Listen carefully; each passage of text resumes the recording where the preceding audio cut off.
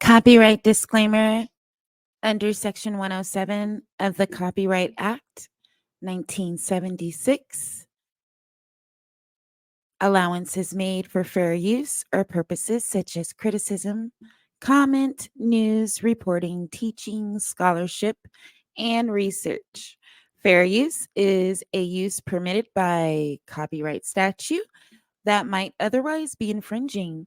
Nonprofit, educational, or personal use tips the balance in favor of fair use.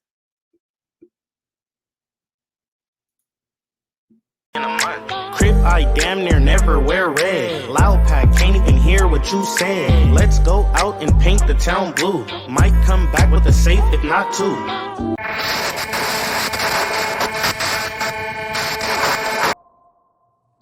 It was multiple people inside the hotel room.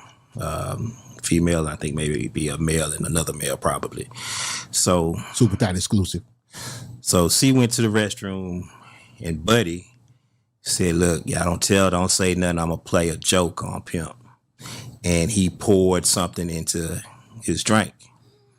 And when he came back from the restroom, he started drinking it and almost immediately started throwing up blood. And what made me believe that, I packed C bags after he passed. From that same hotel From that same hotel. I pulled back the cover of the bed and there was blood in the bed. Dive into the legacy of Chad Butler, better known as Pimp C. From his humble beginnings in Port Arthur, Texas, to forming the iconic group UGK and scaling the heights of the Billboard charts. A journey of rhythm, rhymes, and resilience. As the new millennium dawned, UGK hit a pause. Pimp C, aka Chad Butler, found himself behind bars, leading to an 8-year hiatus. But music couldn't be silenced, as he dropped his solo debut, The Sweet James Jones Stories, in 2005. Freedom rang in December 2005, and with it came his second solo album, Pimpalation. UGK returned stronger in 2007, dropping their eponymous fifth studio album featuring the hit International Players Anthem I Choose You with Outkast. Meet Chinara, the enigmatic childhood friend turned wife of Pimp C. Struggling to explain the untimely demise of her husband, she remains a woman of mystery. Running to do what? What are we doing? Like, right. Some of this shit is just, I'm not here for it. Yeah. It just wasn't you. You just wanted to be regular Shanara. I'm going to be. Yeah. By all means, leave me the fuck. That's why y'all didn't know he was married. A lot of people didn't. Unless you knew us, then you didn't know. Or you paid attention. Sometimes he be talking shit on the radio every once in a while, but I'm like, stop saying my name. Don't be saying my name. But you said, okay, you had said something. You were saying y'all, with the drink thing, that was, Screw was still alive. So, no, he had just died. Oh, he had just died. So y'all met, how early did you meet him though? We went to school, for our first school together. We've been knowing each other our whole lives.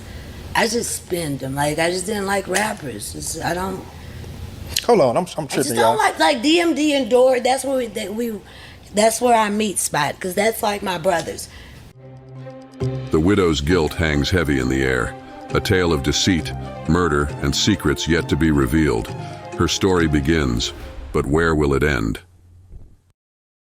This my thing is that it annoys the fuck out of me that they say Chad died of drink, because that's not how he died.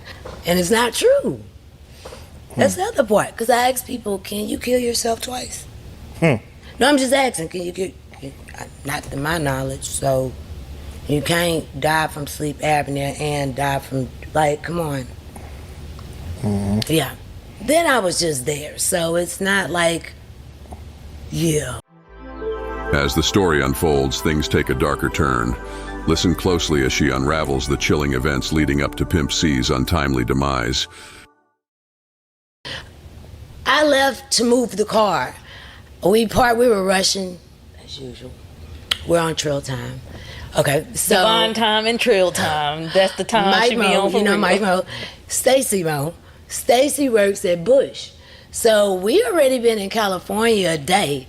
She hits me and Shanara, you better move the car.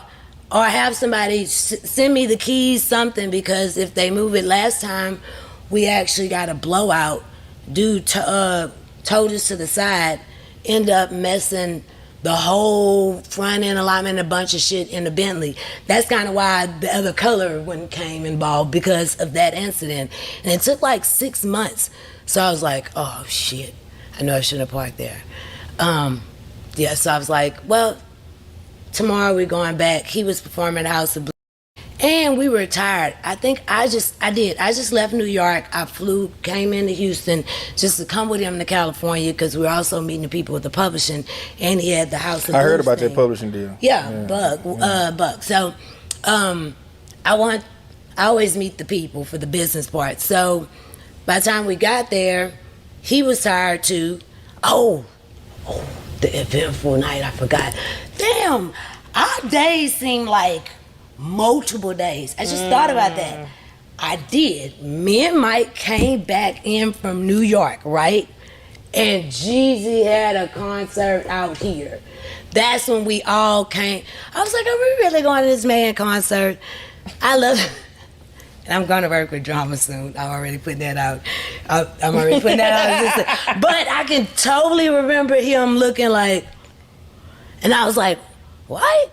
And he took off, and I was like, what the fuck? Like, dog, we are not about to intimidate this man, or like, right. Oh God, we're already here. We're intimidating me. This is not right. To a certain extent, I'm like, we got shit to do. We about to have a whole new life going, you know?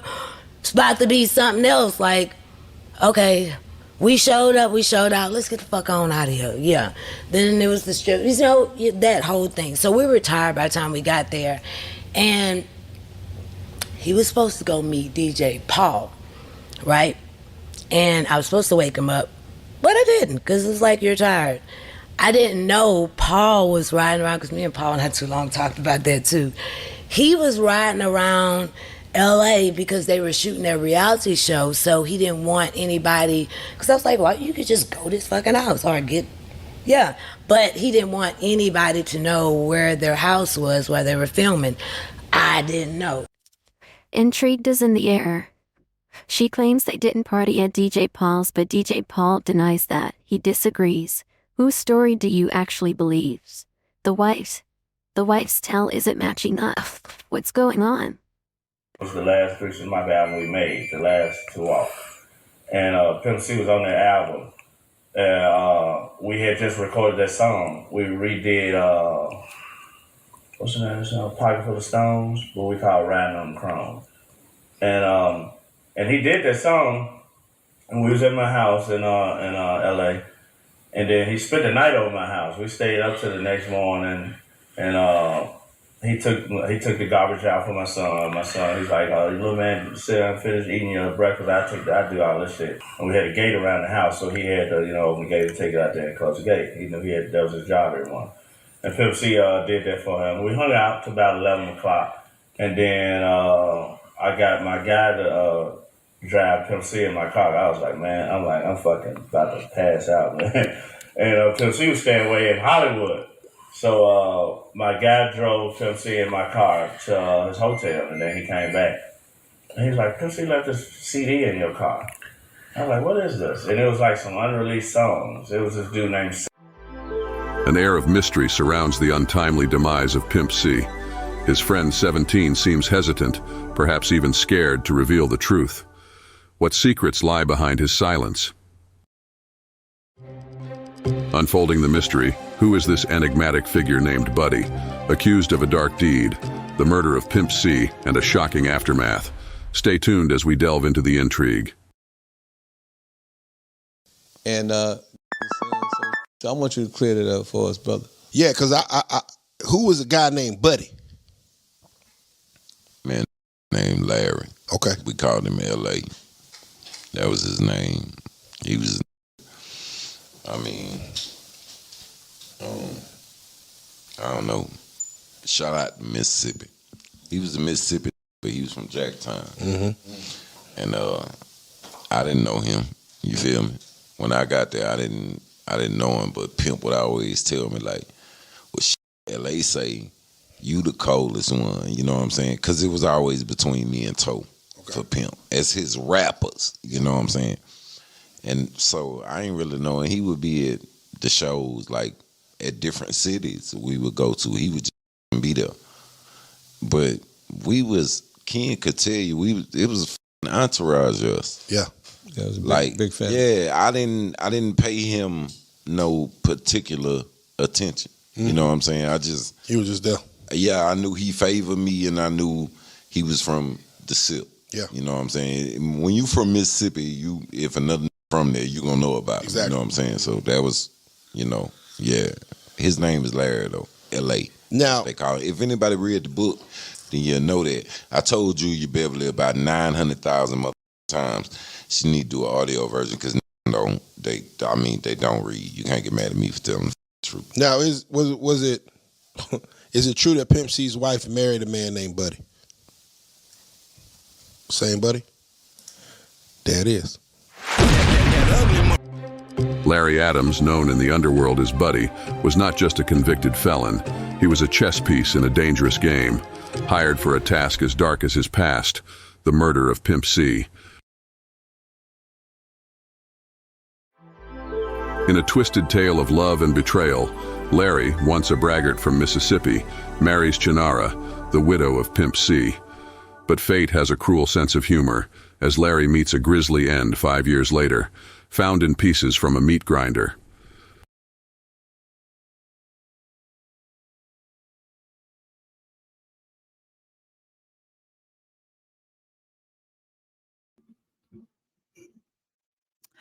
Well, that wraps it up, y'all. Thank you guys so much for watching. I hope everyone enjoyed this video. It took me some time to create.